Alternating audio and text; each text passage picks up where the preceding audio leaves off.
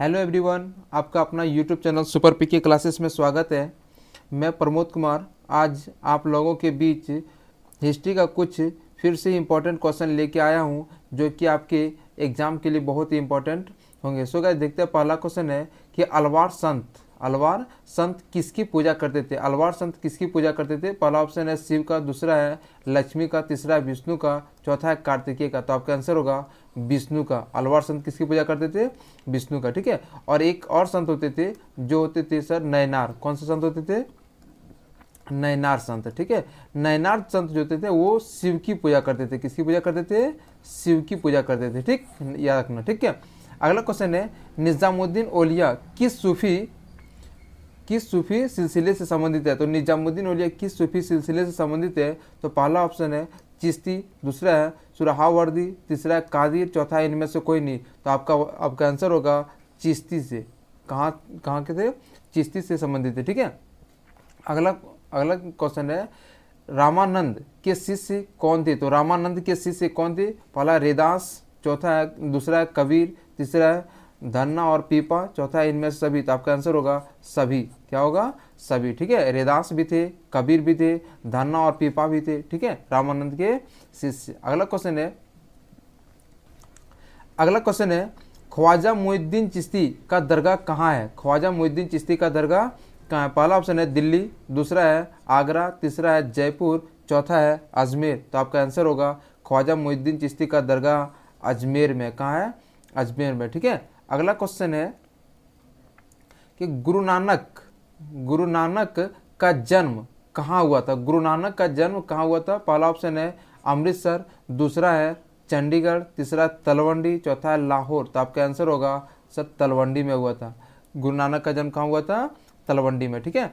अगला क्वेश्चन है कि कबीर अरबी भाषा का एक शब्द है। कबीर जो है वो अरबी भाषा का एक शब्द है। इसका अर्थ क्या होता है? मतलब कहने का मतलब है कि कबीर का अर्थ क्या होता है। ठीक है।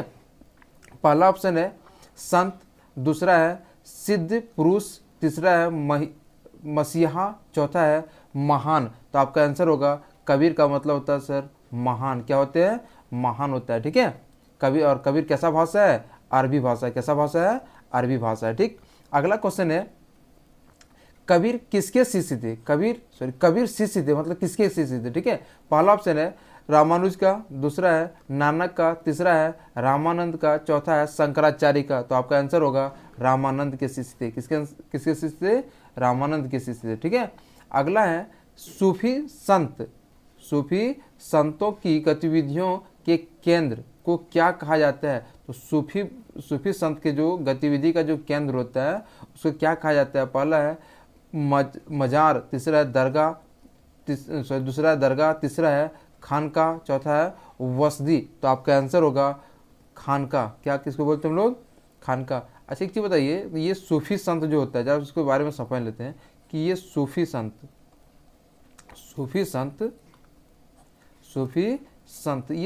होते क्या है? ये सूफी संत जो है ना, ये हिंदू और ये मुस्लिम, जब मुस्लिम दो भागों में बटा हुआ था, एक था क्या शिया, ये शायद पहले भी वीडियो में बता चुके थे, शिया, और दूसरा था सुन्नी। क्या था? शिया और सुन्नी। ये दो कम्युनिटी में बटा हुआ था। कौन? मुस्लिम।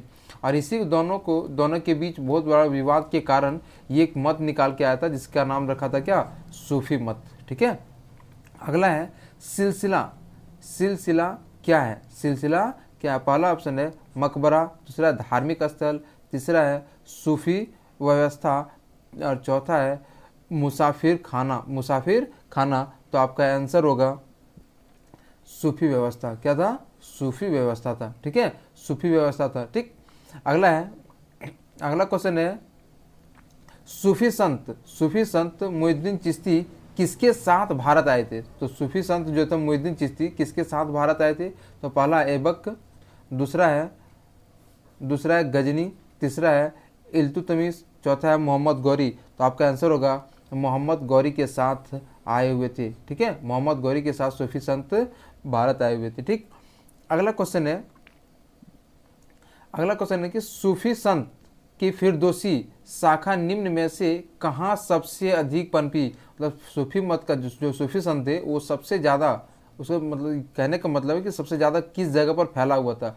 तो पहला ऑप्शन है बंगाल, दूसरा है उड़ीसा, तीसरा है दिल्ली, चौथा है बिहार। तो आपका आंसर होगा बिहार में। सबसे ज़्यादा कहाँ पनपा था? बिहार में। ठीक है, अगला क्वेश्चन है कि भारत में चिश्ती सिलसिला के संस्थापक कौन थे? संस्थापक मतलब उसका स्थापना जो किया था वो कौन किया था? ठीक है, तो पहला ऑप्शन है निज़ामुद्दीन औलिया, दूसरा है ख्वाजा मुइनुद्दीन, तीसरा है बाबा फरीद, चौथा इनमें से कोई नहीं। तो आपका आंसर होगा ख्वाजा मुइनुद्दीन। ठीक है, ख्वाजा मुइनुद्दीन। अगला क्वेश्चन है निज़ामुद्दीन औलिया दिल्ली के किस सुल्तान के समकालीन थे? किस सुल्तान के समकालीन थे? पहला ऑप्शन है अलाउद्दीन खिलजी, दूसरा है बाबा फरीद, तीसरा है मोहम्मद बिन तुगलक, चौथा है इनमें से कोई नहीं। तो आपका आंसर होगा मोहम्मद बिन तुगलक। क्या होगा?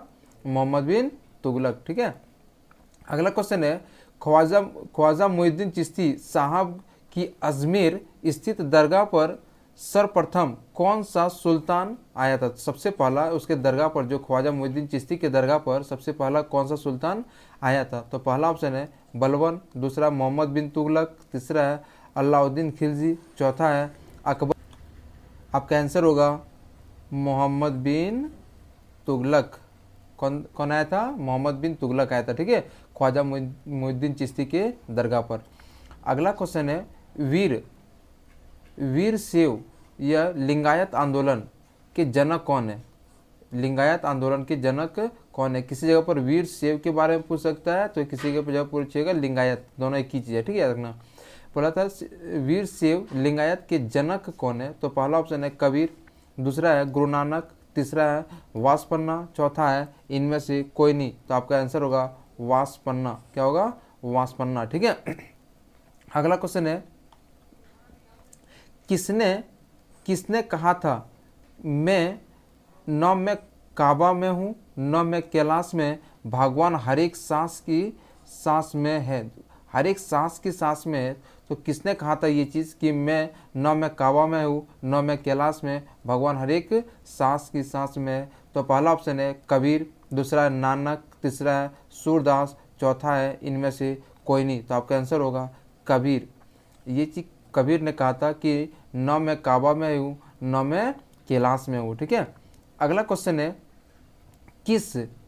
किस सिख गुरु का जन्म पटना सिटी में हुआ था? देखो, किस सिख गुरु का जन्म जो है ना पटना सिटी में हुआ था। ठीक है, मतलब पटना सिटी में हुआ था। पहला ऑप्शन है और गुरु अर्जुन, गुरु तेज बहादुर, तीसरा है गुरु गोविंद सिंह, चौथा है गुरु अमरदास। तो आपका आंसर होगा गुरु गोविंद सिंह। गुरु गोविंद सिंह का जन्म कहाँ हुआ था? पटना सिटी में हुआ था। ठीक, अगला क्वेश्चन है मीराबाई, ये बहुत ही फेमस नाम है। मीराबाई किस वंश की रानी थी? मीराबाई किस वंश की रानी थी? पहला ऑप्शन है चौहान वंश, दूसरा है राठौर वंश, तीसरा है सिसोदिया वंश, चौथा है इनमें से कोई नहीं। तो आपका आंसर होगा चौहान वंश की थी। मीराबाई किस वंश की थी? चौहान वंश की थी। ठीक, अगला क्वेश्चन है पुष्टि मार्ग का जहाज किसे कहा जाता है? तो पुष्टि मार्ग का जहाज किसे कहा जाता है? पहला ऑप्शन है रामानंद को, दूसरा वल्लभाचार्य को, तीसरा कबीर को, चौथा इनमें से कोई नहीं। तो आपका आंसर होगा वल्लभाचार्य को बोला जाता है पुष्टि मार्ग का जहाज। ठीक है, ये हम लोग पहले वीडियो में भी शायद क्वेश्चन का जिक्र कर चुके थे। अगला क्वेश्चन है पाहन पुझे हरी मिले। देखिए, ये एक दोहा की तरह है। पाहन पुझे हरी मिले किसकी काव्य पंक्ति है? पाहन पुझे हरी मिले। पहला ऑप्शन है सूरदास का, दूसरा है रहीम का, तीसरा है कबीर का, चौथा है तुलसीदास का। तो आपका आंसर होगा कबीर का। किसका दोहा है?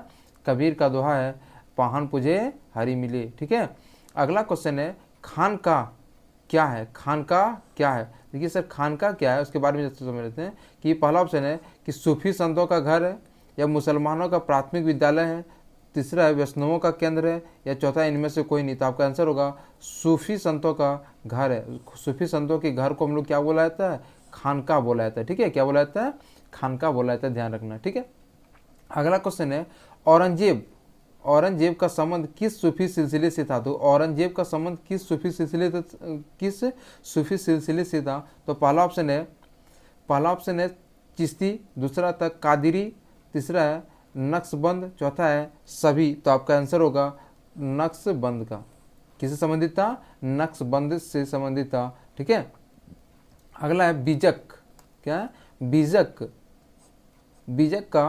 बीजक में किसका उपदेश संग्रहित है? मतलब बीजक जो है ना, एक तरह से हम लोग बोल सकते हैं कोई लेखक, ये पुस्तक है, उसमें किसका उपदेश लिखा हुआ है? ठीक है, पहला ऑप्शन है रामानंद का, दूसरा है कबीर का, तीसरा है गुरु नानक का, चौथा है चैतन्य का। तो आपका आंसर हो जाएगा कबीर का। किसके बारे में उपदेश था? उपदेश जो दिया हुआ था वो कबीर के बारे में दिया हुआ था बीजक में। ठीक है, अगला क्वेश्चन है कि विष्णु को अपना पति कौन मानते थे? विष्णु को अपना पति कौन मानते थे? पहला ऑप्शन है मीरा, अंडाला, कराइकल, चौथा इनमें सभी। तो आपका आंसर हो जाएगा सभी। ये सभी ने विष्णु को क्या मानते थे? अपना पति मानते थे, याद रखना। ठीक है, अगला क्वेश्चन है पल्लव राजाओं ने किस मत को अपना राजधर्म घोषित किया? तो पल्लव राजाओं ने किस मत को अपना राजधर्म घोषित किया? तो पहला है बौद्ध धर्म, दूसरा है जैन धर्म, तीसरा है वैष्णव धर्म, चौथा है शैव धर्म। तो आपका आंसर हो जाएगा शैव धर्म को। किस धर्म को? शैव धर्म को क्या था? अपना राजधर्म घोषित किया था। किसने? ये पल्लव के जो राजा थे वो लोग। ठीक है, अगला क्वेश्चन क्या है? अगला क्वेश्चन है खालसा। क्या है? खालसा पंथ। क्या है? याद रखना, खालसा पंथ की स्थापना किसने किया था? ये बहुत इंपॉर्टेंट क्वेश्चन है।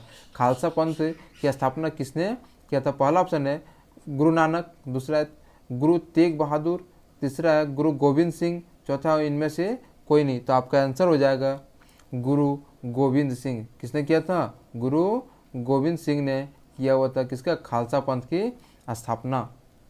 अगला क्वेश्चन है काशी में प्रसिद्ध संत का जन्म, मतलब किस प्रसिद्ध संत का जन्म हुआ था? काशी में किस प्रसिद्ध संत का जन्म हुआ था? पहला ऑप्शन है कबीर का, दूसरा है मीरा का, तीसरा है गुरु नानक का, चौथा है तुलसीदास का। चौथा क्या है? तुलसीदास का। तो आपका आंसर हो जाएगा, आपका आंसर होगा कबीर का।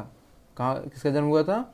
कबीर का जन्म हुआ था। ठीक है, कहाँ हुआ था कबीर का जन्म? काशी में से। कहाँ हुआ था? तो काशी में हुआ था। ठीक, अगला क्वेश्चन है मीरा किसकी भक्ति? पहला है राम, दूसरा है कृष्ण, तीसरा है नानक, चौथा है विष्णु। चौथा क्या है? विष्णु। तो आपका आंसर हो जाएगा कृष्ण का। मीरा जो है वो किसकी शिष्य थी या किसकी भक्त थी? तो वो हो जाएगा कृष्ण का भक्त है। ठीक, अगला क्वेश्चन है कि सिखों का अंतिम गुरु कौन थे? तो सिखों का अंतिम गुरु कौन थे? तो पहला ऑप्शन है गुरु नानक, गुरु गोविंद सिंह, दूसरा है गुरु किशन, तीसरा है गुरु तेग बहादुर और चौथा इनमें से सभी। तो आपका आंसर हो जाएगा गुरु गोविंद सिंह। किसका? गुरु गोविंद सिंह थे किसके? सिख के अंतिम गुरु। ठीक, अगला क्वेश्चन है निज़ामुद्दीन औलिया। क्या है? निज़ामुद्दीन औलिया का दरगाह कहाँ है? ये बहुत ही इंपॉर्टेंट क्वेश्चन है दोस्त, VVI क्वेश्चन है। निज़ामुद्दीन औलिया का दरगाह कहाँ है? पहला ऑप्शन है बिहार, दूसरा है दिल्ली, तीसरा है अजमेर, चौथा है पंजाब। तो आपका आंसर हो जाएगा निज़ामुद्दीन औलिया का जो दरगाह है वो कहाँ है? दिल्ली में। कहाँ है? दिल्ली में। ठीक है, और ये गाइस ये हम लोग के थे 30 क्वेश्चन जो कि आपके एग्जाम के लिए बहुत ही महत्वपूर्ण हैं। और गाइस ये जितने भी क्वेश्चन है सभी क्वेश्चन को नोटबुक में नोट जरूर कर लें ताकि आने वाले एग्जाम के लिए आप बहुत ही महत्वपूर्ण होंगे।